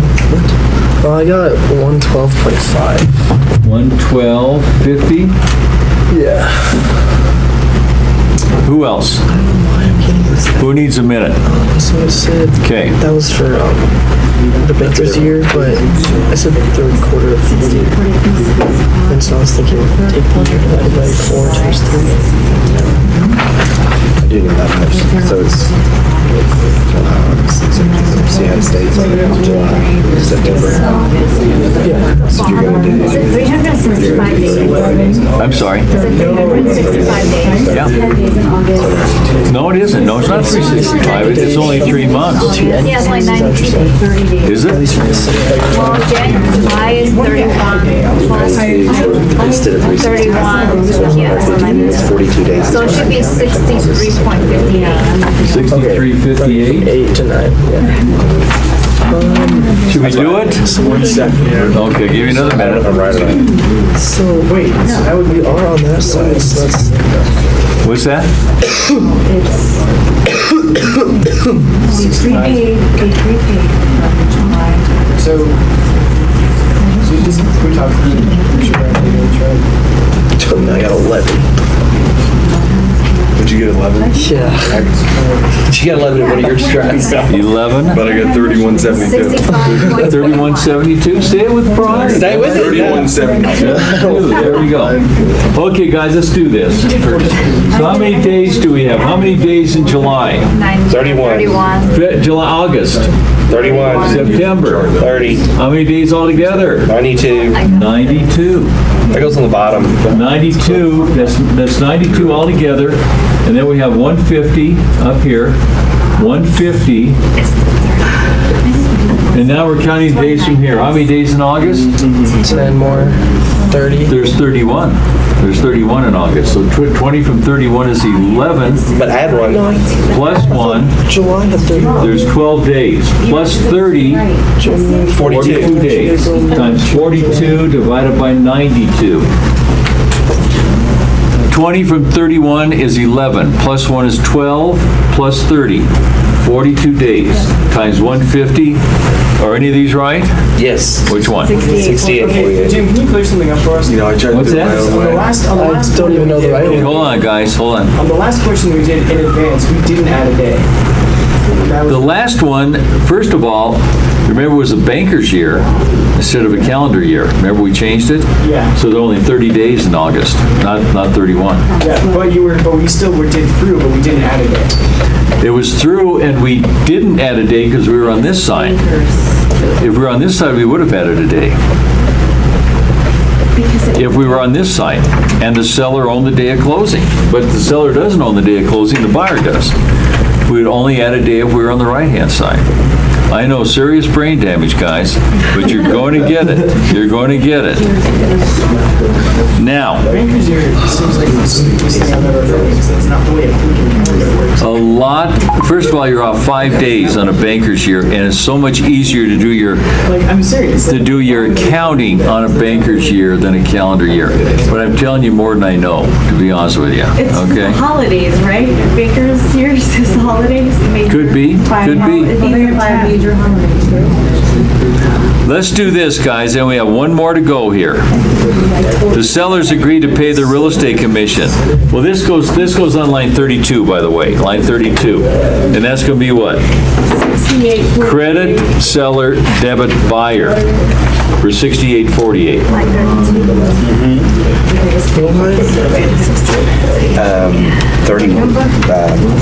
32.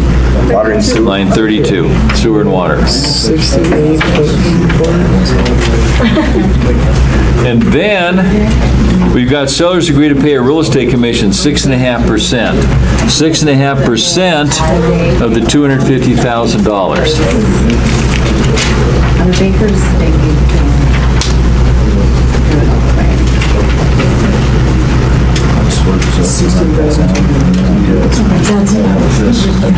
That goes on line 37.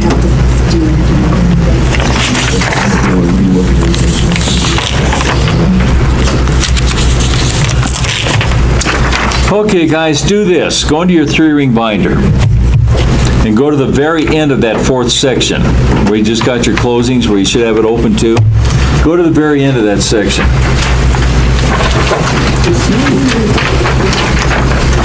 The next one is Colorado contracts, or Colorado regulations.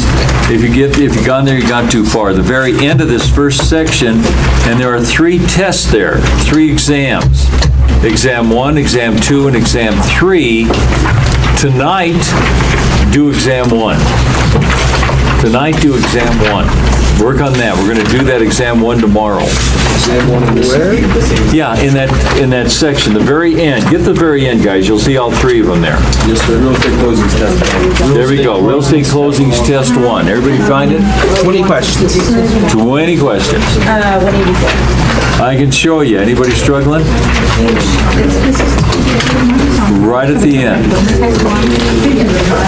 of that first section. You're way past the first section there, Cheryl. Okay, now, So 184.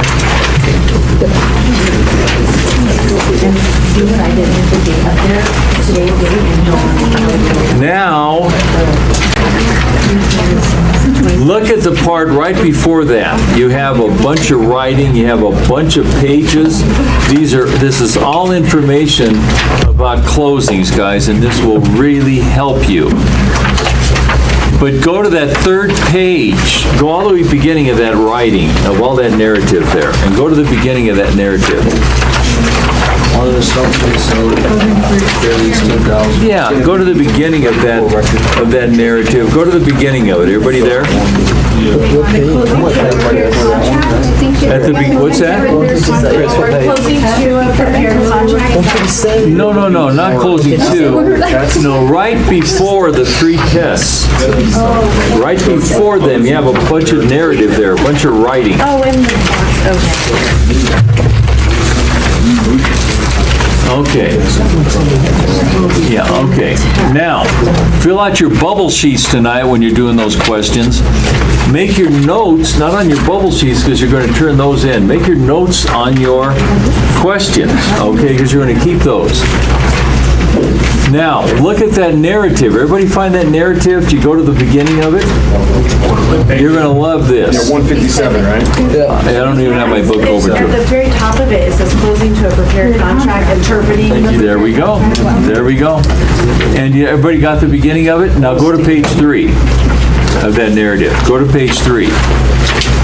And look in the middle of the page where it has line 1. You know what these are? It tells you what goes on line 1 and why it goes there.